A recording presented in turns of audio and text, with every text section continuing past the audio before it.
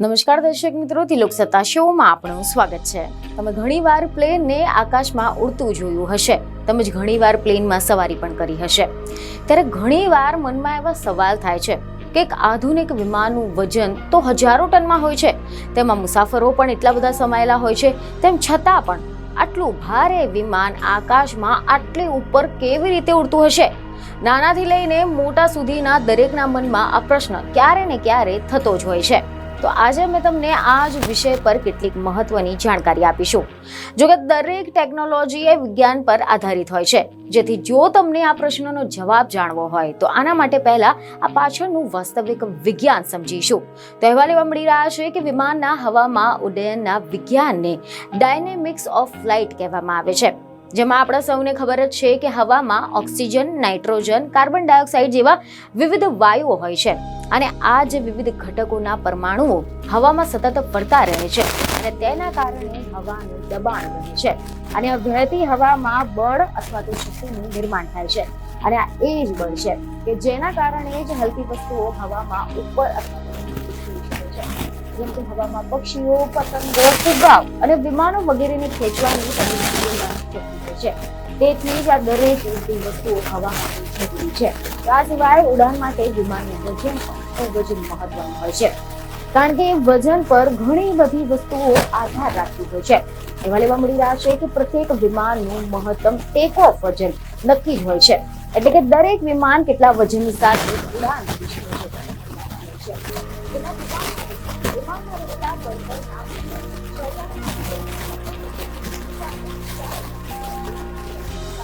પછી તેમના ખોરાક વગેરેના વજનનો પણ સમાવેશ થાય છે. બોઈંગ ડ્રીમલાઇનરની વાત જો આપણે કરીએ તો તેની વજન વહન ક્ષમતાની મર્યાદા 2,27,950 કિલો અથવા તો 227.95 મેટ્રિક ટનની હોય છે.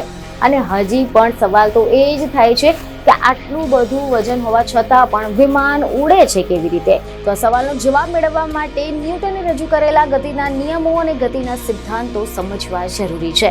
અને આ સિદ્ધાંત અનુસાર કોઈ પણ વસ્તુમાં ગતિ પોતાની મેળે આગળ વધતી નથી, તો બીજી તરફ કોઈ વસ્તુ ગતિમાન હોય તો તે ત્યાં સુધી જ કોઈ વસ્તુને દ્વારા ધકેલવામાં ન આવે ત્યાં સુધી તે ત્યાં જ અટકેલી રહેશે નહીં, એટલે કે દિશા નહીં બદલી શકે.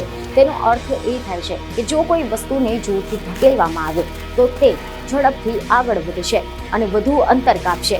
તેથી કોઈ બળ કોઈ વસ્તુને એક દિશામાં ધકેલે છે ત્યારે વિરુદ્ધ દિશામાં તે વસ્તુ પર સમાન બળ હોય છે. તો આ સિવાય તમને જણાવી દઈએ કે વિમાન ઉડે છે ત્યારે પણ 4 પ્રકારના દબાણ મહત્વપૂર્ણ હોય છે.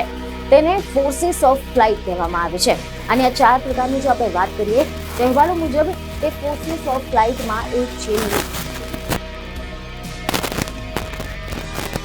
પાછળ ખેંચતું બળ છે, અને ત્રીજું છે વજન, જે ગુરુત્વાકર્ષણના કારણે તેને નીચે ખેંચતું બળ છે, અને ચોથું છે થ્રસ્ટ, બળ છે. હવામાં ઉડવા માટે વિમાનની પાંખો પણ સૌથી મહત્વપૂર્ણ છે.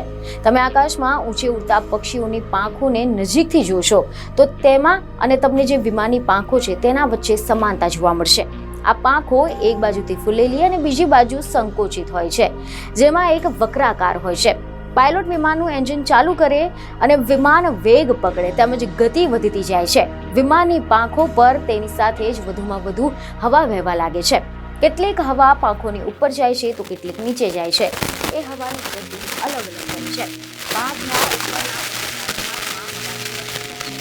નીચેની સપાટ બાજુ પર હવા ધીમી જાય છે.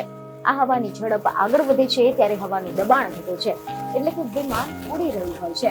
ત્યારે વિમાનની પાંખોની ટોચ પર હવાનું દબાણ ઓછું હોય છે અને પાંખોની તળિયે હવાનું દબાણ વધારે હોય છે. તેથી હવાના દબાણોમાં પણ તફાવત વિમાનની પાંખો પર એક બળ બનાવે છે, અને આના જ કારણે પાંખો ઊંચી જાય છે અને પરિણામે આખું જ વિમાન ઉચકાઈ જાય છે, અને આ બળને લિફ્ટ કહેવામાં આવે છે. વિમાન લગભગ 250 થી લઈને 300 કિલોમીટર પ્રતિ કલાકની ગતિએ પહોંચે છે. ત્યારે લિફ્ટ ફોર્સ એટલો બધો વધી જાય છે કે વિમાન ટેક ઓફ કરે છે. વિમાનનું વજન જેટલું વધારે હોય છે એટલી જ ગતિ તેને ઉડાન ભરવા માટે મેળવવી પડે છે. હવાના દબાણના કારણે આ વિમાન હવામાં તરતું રહે છે. વિમાનના આગળના ભાગ ઉપર અથવા તો નીચે નમાવીને વિમાનને ઉપર નીચે રોકી શકાય છે. આ સિવાય વિમાનની કોકપિટમાં pilots radar, navigation control, altitude indicator system, information display, direction finder, flight display, throttle, control wheel and rudder, brake pedal જેવી સિસ્ટમનો પણ ઉપયોગ કરીને આ વિમાનને નિયંત્રિત કરવામાં આવે છે. તો આશા રાખીએ છીએ કે અમારા દ્વારા આપવામાં આવેલી આ માહિતીથી તમને તમારા સવાલનો જવાબ મળી ગયો હશે.